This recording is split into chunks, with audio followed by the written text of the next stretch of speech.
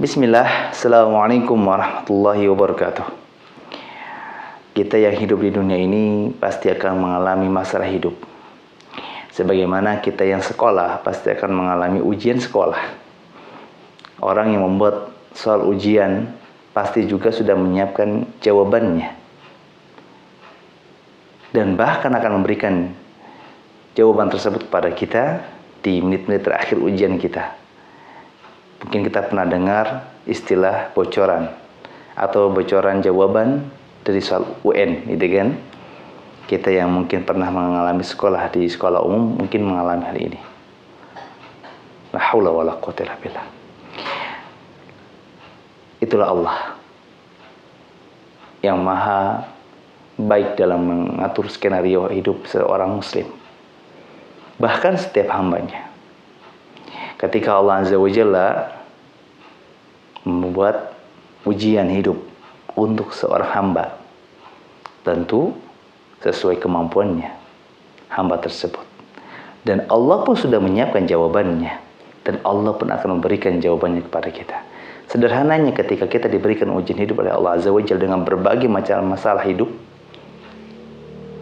yang berulang kali ataupun sesekali, yang rumit ataupun yang simpel, yakin bahwa kita tuh hanya menunggu waktu main saja. Kita hanya cukup menerima dan menunggu Allah memberikan jawabannya untuk kita. Sebagaimana kita ketika menjadi siswa, tugas kita mengerjakan saja soal ujian. Tunggu tanggal mainnya saja.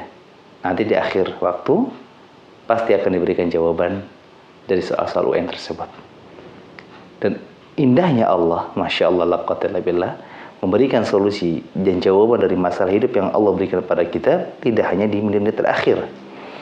Allah kadang berikan di awal, Allah kadang berikan di tengah-tengah, kadang Allah juga berikan di akhir-akhir. Dan tidak ada yang sulit bagi Allah Azza wa Jalla. Karena Allah Azza wa Jalla sudah memberikan suatu kabar untuk kita sebagaimana kabar dari pihak sekolah kepada kita. Nah, ujian nasional pada tanggal sekian. Tugas kalian hanya mengerjakan, nanti akan kami berikan jawabannya.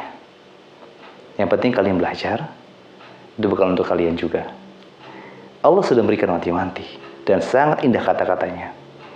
Dalam surah At-Tolak Allah sudah menyatakan, di akhir ayat kedua, siapapun yang bertakwa kepadanya, dengan konsekuensi takwa tentunya menjalankan perintah, dan meninggalkan yang dilarang, semuanya. Mengerjakan yang disukai, meninggalkan yang tidak disukai, maka konsekuensinya Allah Azza wa Jalla akan memberikan solusi, akan memberikan jalan keluar untuk setiap masalah hidup yang Allah berikan kepadanya. Dan Allah berikan bonus, yaitu Allah pun akan memberikan rezeki dari cara yang tidak pernah diduga, dari nominal yang tidak pernah disangka. Dan siapapun yang sudah berhasil istiqomah, konsisten menjalankan konsekuensi dari takwa, dan dia berupaya mengerjakan setiap urusannya, menyelesaikan setiap masalahnya dengan berbagai macam cara dan upaya yang bisa dikerjakan, lalu dia bertawakal kepada Allah, menyerahkan hasilnya kepada Allah. Karena tawakal yang benar adalah tawakal kepada Allah, menyerahkan setiap hasil dari usaha yang dikerjakan hanya kepada Allah. Bergantungnya hanya kepada Allah, bukan bergantung pada sebab yang dikerjakan. Ya, sebagaimana seseorang yang lapar, ketika dia mau kenyang, ya bergantungnya kepada Allah, jangan pada piring yang dia ambil untuk wadah makanan yang dimakannya. Kalau orang sudah bisa bertawakal pada Allah dengan cara yang benar, bergantungnya pada Allah bukan pada sebab, maka janji Allah, Allah akan cukupi setiap urusannya.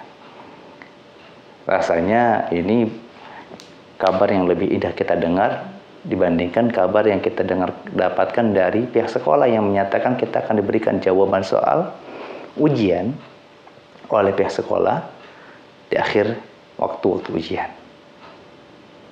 Dan di sini Allah bukan hanya menyelesaikan masalah hidup kita, Allah pun akan memberikan rezeki kepada kita dari cara dan nominal yang tidak pernah kita duga. Dan Allah pun akan mencukupi kebutuhan kita dengan syarat dua tadi, bertakwa dan bertawakal.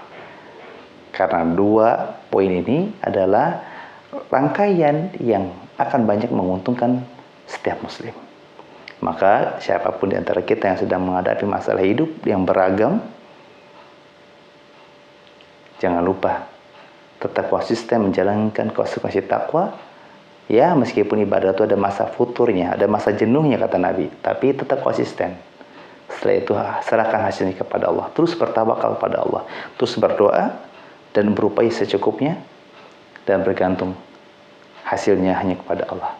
Anggaplah kalau kita punya peluang 100% dalam presentasi upaya kita dalam menyelesaikan urusan kita, gunakan 80%-nya untuk bertakwa kepada Allah. Di antara takwanya adalah telah menjalankan perintah Allah, tetap menjauhi larangannya, dan berdoa selalu mengingat Allah Azza wa Jalla, berzikir hanya kepada Allah Azza wa Jalla.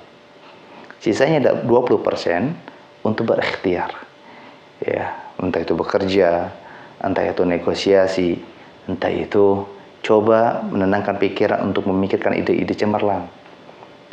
20% ini anggaplah untuk keringat kita beraktivitas. 80%-nya adalah keringat kita untuk beribadah pada Allah. Kalau dibalik, akan menghasilkan sama dengan gagal. Tapi kalau tadi 80% untuk Allah, 20% untuk upaya kita, insya Allah. Ini yang rumus yang harus dilakukan untuk setiap perusahaan. Untuk berjualan, untuk berbisnis, untuk belajar, untuk berdakwah. Semoga